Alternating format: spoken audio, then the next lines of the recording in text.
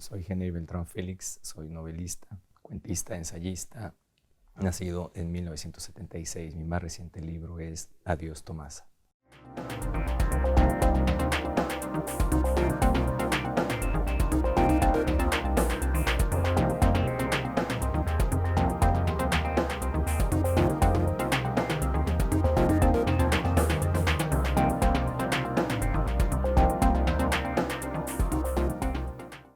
Genei Beltrán, joven escritor mexicano, nacido en Tamazula, Durango, recibió el Premio Nacional José Vasconcelos por su libro El biógrafo del lector, un ensayo sobre la obra de Macedonio Fernández, y también recibió el Premio Bellas Artes de Narrativa Colima por su novela Cualquier cadáver, al mejor libro de prosa narrativa.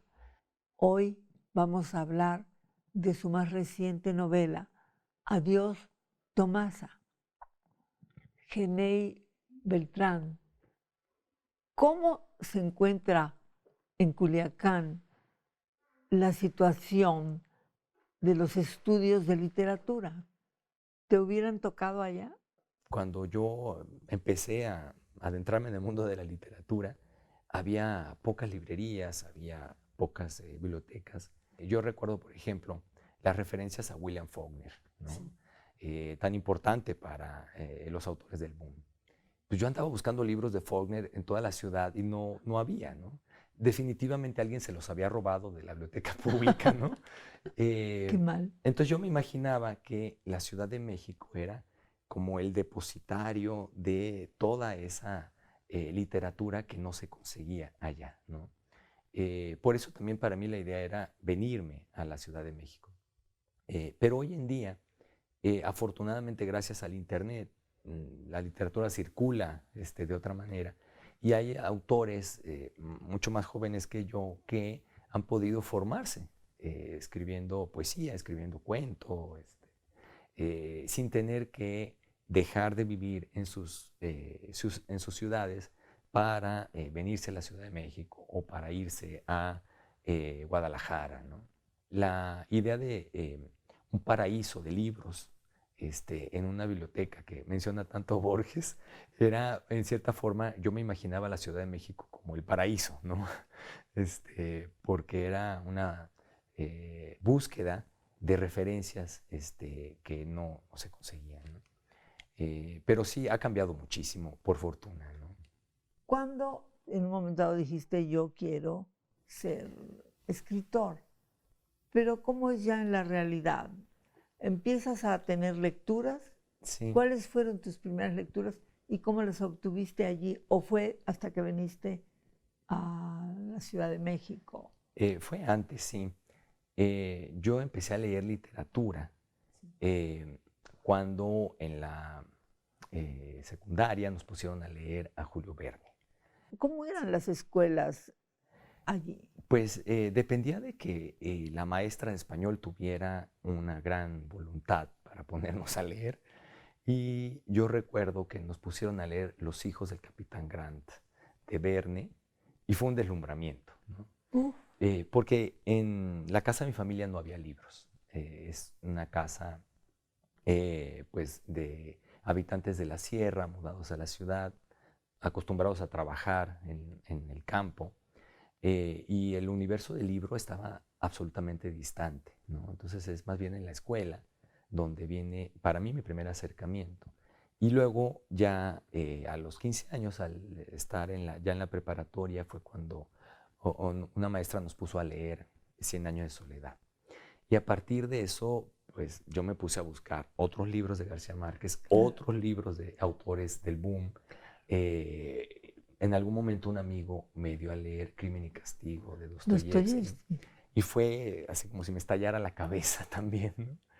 Fue una época que yo iba descubriendo en la biblioteca pública y a partir ya de un impulso personal, autores que pues quizá había escuchado hablar en la clase de español, pero a veces las clases pues más bien eran nombres de corrientes literarias y fecha de nacimiento y muerte de los autores, ¿no?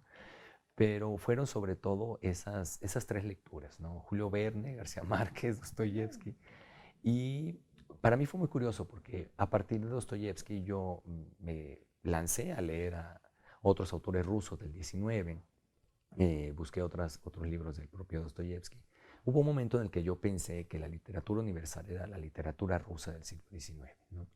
Y lo era en cierta forma, pues sí. Ciertamente, sí, fue una impresión muy fuerte y fue una adicción también. Y por el lado de la literatura latinoamericana, García Márquez me llevó a otros autores. Y yo no entendía, pero me quedó claro muy pronto que esos eran nuestros clásicos. O sea, que ya teníamos clásicos en Hispanoamérica y que nos los dio el siglo XX, ¿no? Entonces, yo decidí estudiar letras. No había una carrera de letras allá. Mi familia estaba preocupadísima porque me iba a morir de hambre, porque los escritores... Siempre creen eso. Sí. También tenían la preocupación de que el medio artístico es un medio de bohemios, de vagos, y que iba a ser una mala influencia. Y por otro lado, la imagen que se tenía en la Ciudad de México era casi la del apocalipsis, ¿no? Una ciudad muy peligrosa, donde te roban, donde te golpean, tan solo con salir a la calle. Y fue muy curioso porque cuando yo llegué a vivir aquí a la Ciudad de México y mis amigos en la universidad se enteraban que yo era de Culiacán, luego me decían, oye, pero Culiacán es peligrosísimo, es la cuna de los narcos, ahí iban las eras todos los días, ¿no? Y yo pues ya me quedé a estudiar aquí la carrera de letras. Fue una época de lecturas así dispersas y voraces. Eh, Aproveché para estudiar idiomas en la UNAM. Tenía pues esa lógica de que los escritores no solo leen a los autores de su lengua, sino que tienen que enriquecerse con la experiencia directa de los grandes clásicos, por lo menos de Occidente, ¿no? Entonces, yo en esa época, cuando estaba estudiando la carrera, tenía la idea de que para poder escribir literatura tenía que haber leído muchísimo. No tenía claro en qué momento iba a terminar de leer todo eso que eran los clásicos, ¿no? De tal manera que en ese momento yo tuviera la licencia para ponerme a escribir mis propios textos. Es muy afortunado lo que te sucedió, porque bueno, podrías haber sido un terrateniente y ¿por qué no? También, digo, si Sí. lo fue tu padre, tú podrías haberlo sido. Pues ese era el destino, ese me veía el destino como comerciante. Más que la agricultura, para mí era dedicarme al comercio, que veían mis padres. ¿Y cuántos compañeros tuyos tuvieron una suerte similar a la tuya? Pues realmente no hubo otros casos de mis compañeros de la secundaria o de la Sí. preparatoria que también tuvieran inclinaciones por la literatura o por las artes, ¿no? En la familia y en general como en el grupo de amigos yo fui la oveja negra que siguió este camino. Y pues mis amigos de aquellos tiempos son ingenieros, son empresarios, administradores, profesores, que pues tenían muy claro desde el principio cuál era su camino, ¿no? A mí me causaba mucha incertidumbre, por supuesto, el mundo de la literatura, porque traía esa resonancia de lo que me habían dicho en mi casa, de que pues, el mundo de las letras era un mundo de pobreza y de perdición. Eh, pero pues me ha dado enormes satisfacciones porque es una vida muy rica para el mundo del espíritu. Eh, Ha sido a partir sobre todo de poder ya dedicarme a la creación. Empecé a escribir cuentos, luego la primera versión de Adiós Tomasa, luego otros libros. Pero yo veo cómo, a final de cuentas, pues ha sido una posibilidad de trascender más allá del destino que estaba, en cierta forma, pensado, ¿no? Pero también es como una suerte de pendiente, de deuda, de un pago que uno tiene que hacer, rescatando ese mundo de donde uno viene, ¿no? Es la posibilidad de regresar a través de la escritura lo que fue la propia experiencia personal y familiar y sobre todo pues recuperar un mundo perdido.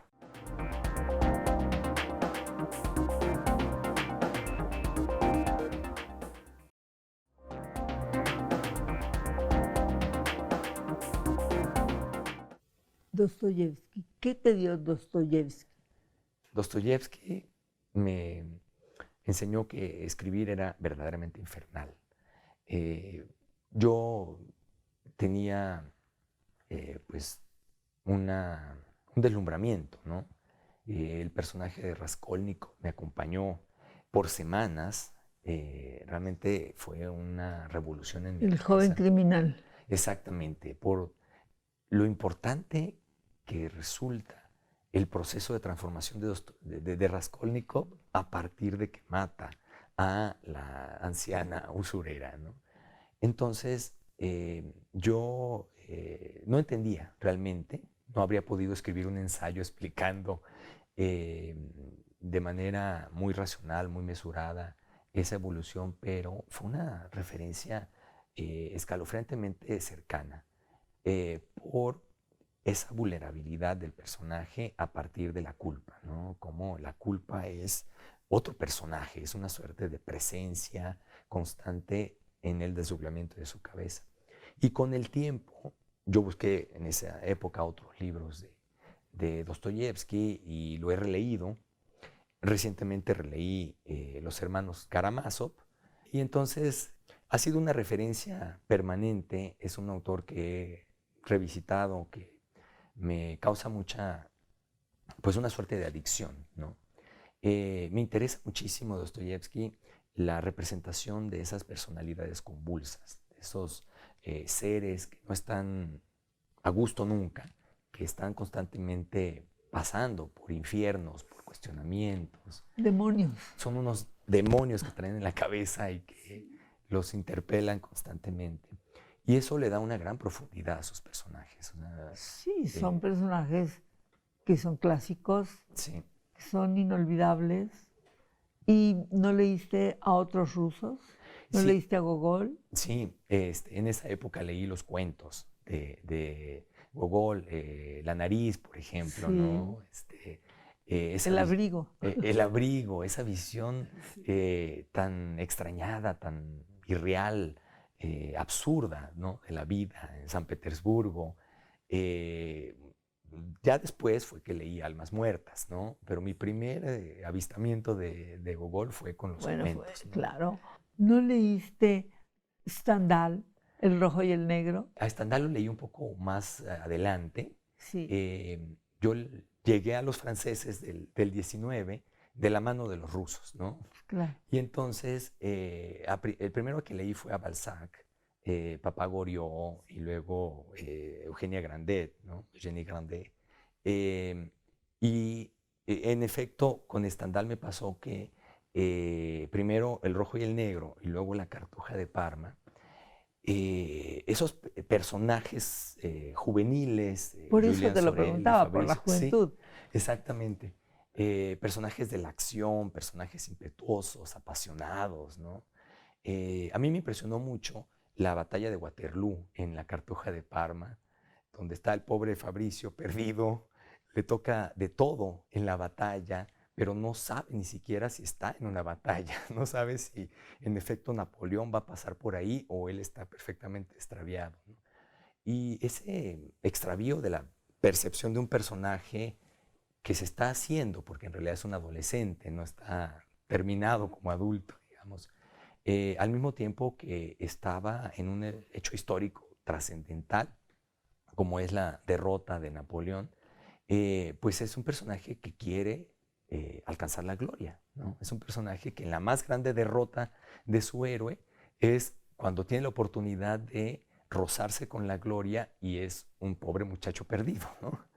Sí, esa velocidad de Stendhal, esa fuerza con la cual muestra un vendaval de hechos y uno se sorprende con lo que le pasa a Julián Sorel o lo que le pasa a Fabricio del Dongo, que son una cantidad de aventuras y cuando uno termina esas novelas es como si uno no quisiera que lo echaran del paraíso, ¿no? Es como si esos altibajos pasionales de sus personajes uno los quisiera seguir viviendo, ¿no? Y para mí por eso la novela del 19 fue adictiva, fue leccionadora. Creo que es una escuela extraordinaria para los novelistas, eh, de la mano de los autores del 20 que llevaron a una revolución de las estructuras, de las voces narrativas, de los cambios de perspectiva, ¿no? Pero pasando por esa escuela del 19, eh, pues yo ahora tengo claro que a mí me importa crear personajes, ¿no? Me importa crear esos mundos donde hay personajes a los cuales les pasan cosas importantes y ellos están transformándose, ¿no? El lenguaje que usas en tus personajes es totalmente lejano, pues, a alguien que no ha pasado por ahí ni siquiera. Pero lo usas con una gran fuerza y además eres muy cuidadoso. Es una lección que creo que todos los escritores actuales hemos aprendido de los grandes autores del boom. La posibilidad de tomar el habla de nuestras regiones, el habla viva, el habla de la calle, el habla de los pueblos, y convertirlo en literatura, respetando esa viveza, esa fuerza, esa expresividad del habla popular, pero trasladándolo a la esfera de lo literario para que no solo pues no sea un documento antropológico o sociológico, sino que aspiramos a que tenga esa fuerza estética de los grandes maestros de nuestra literatura y que entonces pueda ser aprehendido, conocido fuera de sus regiones, ¿no? Así como nos pasaba que leíamos a Cortázar y podíamos entender el habla porteña, o como le ocurría a alguien en Sudamérica que podía leer a Rulfo o a Carlos Fuentes y entender de qué se estaba hablando, aunque hubiera mexicanismos, la posibilidad es recuperar lo particular, recuperar lo comunitario, lo propio, y llevarlo con esa aspiración a una esfera hispanoamericana, de la lengua española sigue siendo tan fuerte en su colorido y en su expresividad, porque pues la lengua la hace el pueblo, ¿no? Y el artista de la palabra, el escritor, aspira a que eso pues revele a los personajes en su sensibilidad, en su profundidad, en aquello que les importa o que les inquieta, aquello que los transforma cuando se enamoran o cuando se muere un ser querido, ¿no? Ahí es donde está el habla viva, cuando hay emociones, ¿no?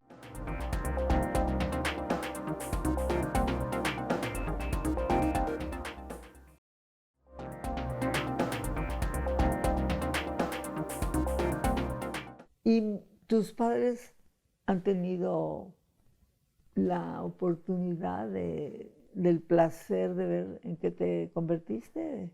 Pues sí, mi padre falleció, pero mi madre ha seguido mi camino. De hecho, Adiós Tomasa está dedicada a ella por todo lo que ha significado.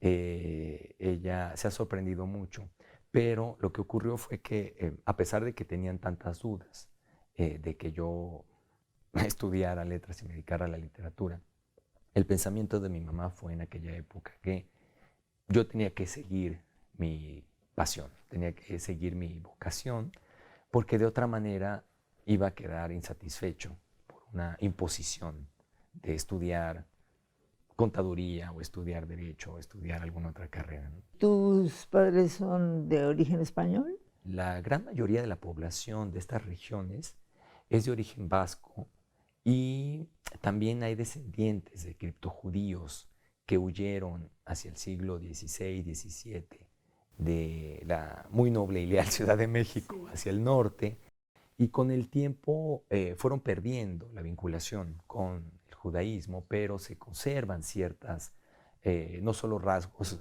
faciales, sino también algunas costumbres. Por ejemplo, en el lugar donde muere una persona, la gente que pasa allá por los cerros deja una piedra, ¿no?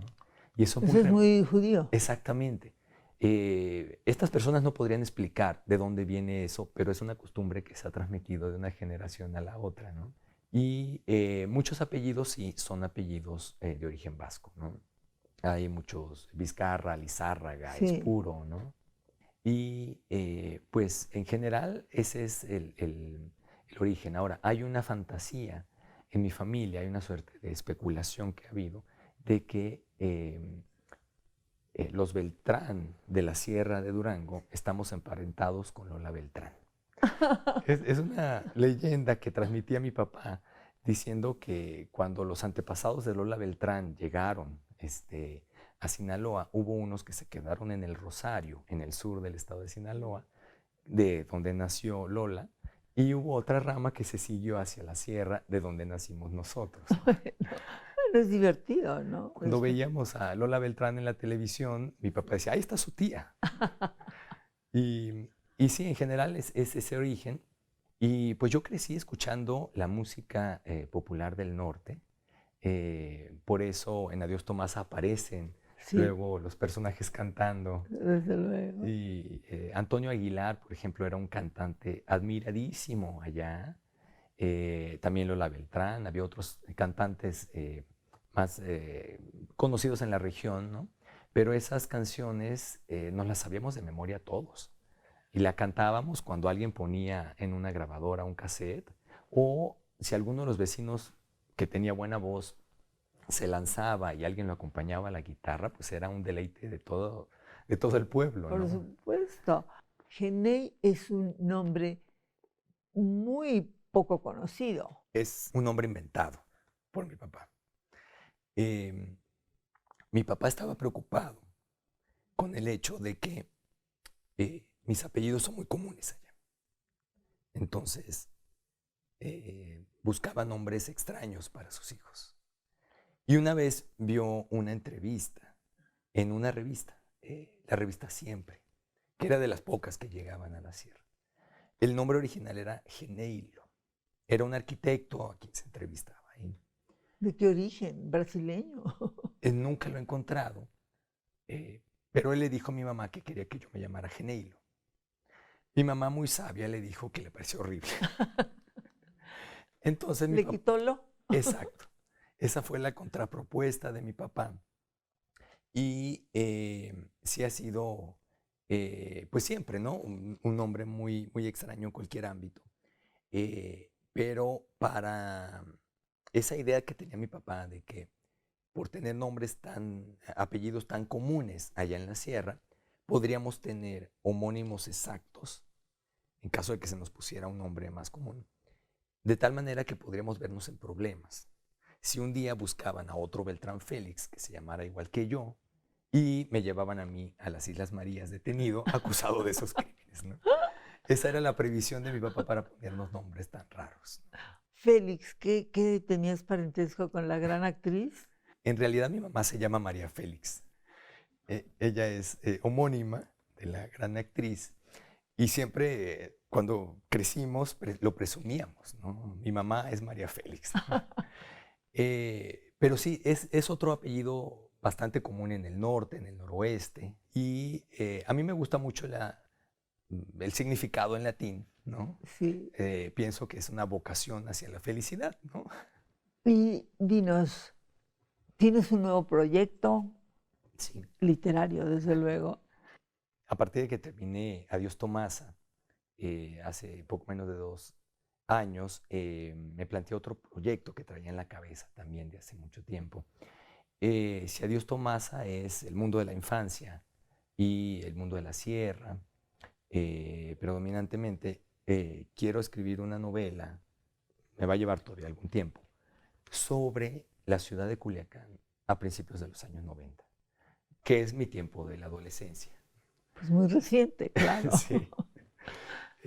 Y esta es la historia esta es una novela a través de la historia de 4 hermanos, de diferentes edades, pero todos entre el principio y el final de la adolescencia, que tienen pues muy diferentes temperamentos, chocan por supuesto, pero descubren una ciudad que está en cierta forma lastrada por el estigma del narcotráfico.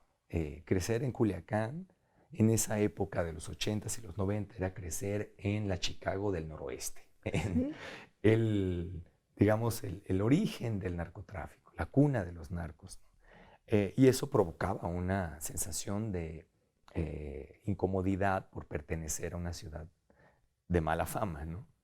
Pero sí me interesa mostrar esos diferentes perfiles, sobre todo en relación con las mujeres, ¿no? La forma como se registra el primer enamoramiento, el primer amor en cada uno de ellos, ¿no? A lo largo de lo que sería unos 4 años, ¿no?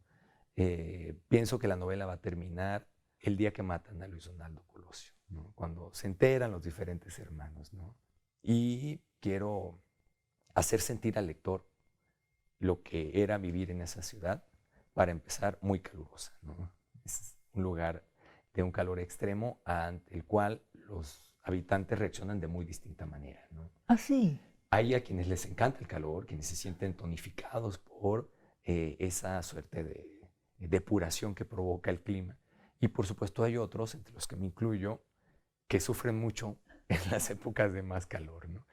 Y ese que puede ser un aspecto muy insignificante, muy nimio, en realidad es un componente esencial de la vida de los habitantes de Culiacán, porque es una referencia constante, ¿no? Y de ahí viene el destino de cada uno. Exactamente. Y pues no sé cuánto tiempo me va a llevar este proyecto, pero sí es un proyecto que, así como con Tomasa, lo traigo en la cabeza desde hace bastante tiempo, ¿no? Gracias, Genei. Al contrario, Realmente es una conversación muy agradable. estoy muy agradecido, ha sido no lo es. enormemente gratificante para mí. Con Genei Beltrán, escritor, nacido en Tamazula, Durango, un escritor joven que tiene un futuro ya muy adelantado. Silvia Lemus.